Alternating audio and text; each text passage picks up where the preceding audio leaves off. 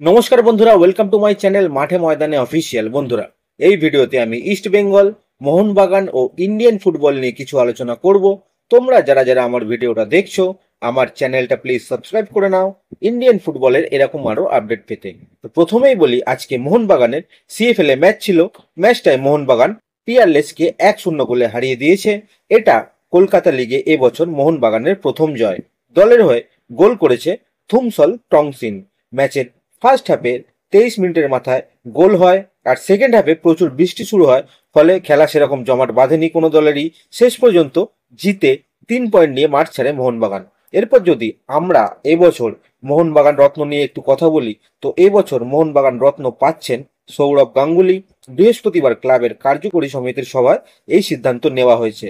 আগামী 29শে জুলাই মোহনবাগান দিবসে তার হাতে এই সম্মান তুলে দেওয়া হবে। এরপর যদি আমরা একটু ভারতের জাতীয় ফুটবল দলকে নিয়ে কথা বলি, তো এআইএফএফ বেশ কিছু কোচের নাম শর্ট লিস্ট করে নিয়েছে।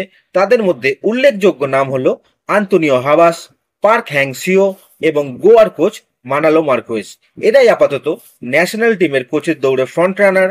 এছাড়া বাংলা থেকে সঞ্জয় সেনের নামও রয়েছে, তবে তার চান্স সম্ভবত খুবই কম। আপাতত যতটুকু খবর, হাবাস দৌড়ে সামান্য হলেও এগিয়ে রয়েছে। এখন পুরোটাই আর্থিক চুক্তির খেলা। স্টিম্যাচকে কম্পেনসেশন দেওয়ার পর এআইএফএফ এর আর্থিক অবস্থা যেরকম থাকবে সেই অনুযায়ী কিন্তু কোচ নির্বাচন হবে।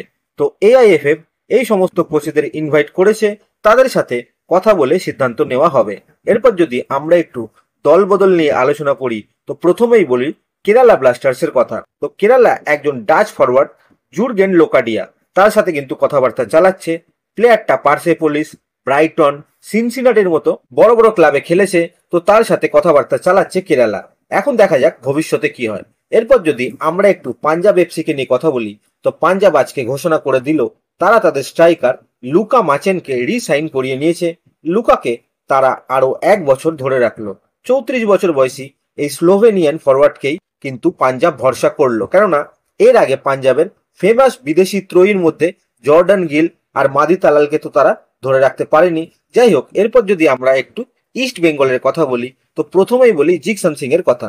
তো জিকসনের খবর তো সারাটা দিন চলছেই, যেখানে আজ সকালে জিকসন ল্যান্ড করার পর তার মেডিকেল টেস্ট হয়। মানিপাল হসপিটালে কিন্তু তার মেডিকেল টেস্ট হয়েছে। এরপরে জিকসনকে নিয়ে বেশ কিছু লিগাল পেপারসে সই সাবুত করানো হয়। জিকসনের অ্যানাউন্সমেন্ট ভিডিওটাও কিন্তু খুব তাড়াতাড়ি চলে আসতে চলেছে।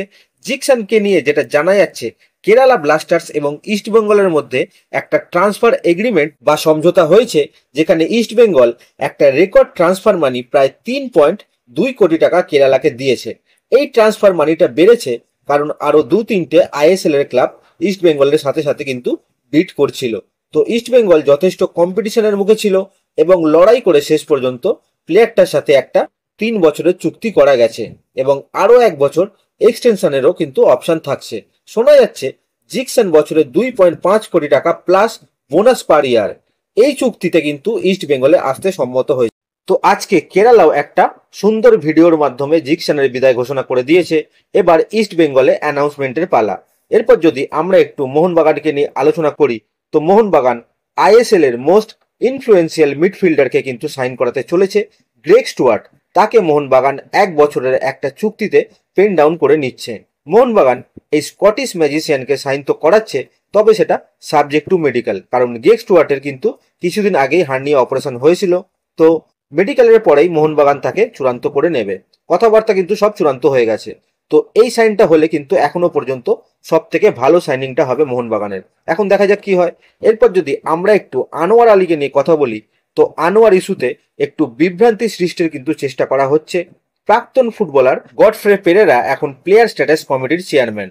তো তাকে যখন কন্ট্যাক্ট করা হয়, তিনি বলেন যে আনোয়ারের ম্যাটারটা ফেডারেশন সলভ করবে, প্লেয়ার স্ট্যাটাস কমিটি না। এদিকে আবার ফেডারেশন সভাপতি কল্যাণ চৌবে জানান তিনি আনোয়ারের ইমেলের ব্যাপারে অবগতই না।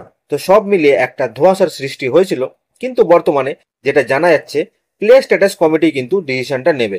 রঞ্জিত বাজাজ জানিয়েছেন প্লেয়ার স্ট্যাটাস কমিটি যা ডিসিশন নেবে সেটাই তারা মেনে নেবে। অতএব এরপরে আর হায়ার অথরিটির কাছে কিন্তু যাবার ইচ্ছা তাদের নেই, সেটা পরিষ্কার বোঝা যাচ্ছে। ইন কেস আনোয়ারের যদি শাস্তিও হয়, সেটা তারা মেনে নেবে বলে শোনা যাচ্ছে। এখন দেখা যাক কি হয়। তো আজকের ভিডিওতে এতটুকুই। দেখা হচ্ছে আবার পরের ভিডিওতে। নমস্কার।